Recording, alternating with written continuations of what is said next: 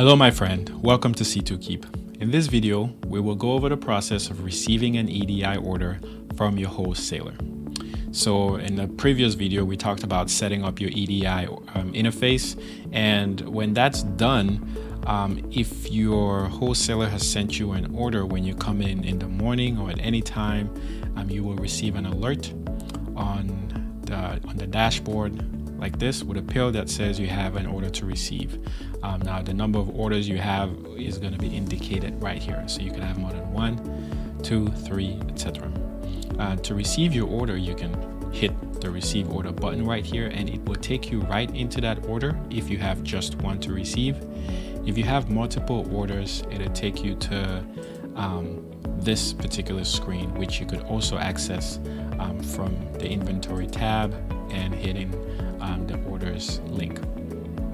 So in here you have some information about some previous orders that were received, when it was shipped, who received it right here, and when that receive took place. The wholesaler as well that shipped the information, the order number, the number of NDCs in that order, and of course the status of the particular EDI file that you need to process. If you've received an order, it will show up here, and then for orders that you've not received yet, it will show up here, which is what we're working with today. This is really neat for so many reasons, particularly because for C2 Keep to be as valuable as it's going to be, it needs to be integrated with both your wholesaler and your pharmacy management system. So we're well on our way to Holy Grail C2 Keep platform. Another thing to note is that you can have multiple wholesalers, of course, and so we have Amerisource Bergen here, as well as Associated Pharmacies Inc.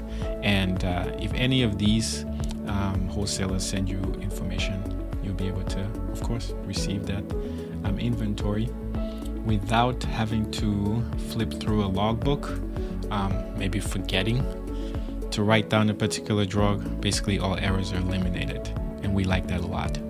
And to receive right here for a file that has not been processed, go ahead and click receive order. Again, as you come into this menu, you're going to see some more details, valuable information about the order number, the wholesaler, the ship date, the number of NDCs in that transaction. Every one of the NDCs are listed here along with their NDC numbers. The current on-hand quantity, how many you're receiving. C2 Keep automatically calculates this for you. We get that information from your EDI file, and then we tell you what you're going to have on hand after you receive that inventory. It's pretty neat. Now, just to show you that this updates in real time, this particular Vyvanse, we currently have 0 in stock, but I'm just going to go ahead and maybe receive a bottle of, we'll just say we had 60 in stock for some reason. So if we have 60 in stock right now, we initially had 0.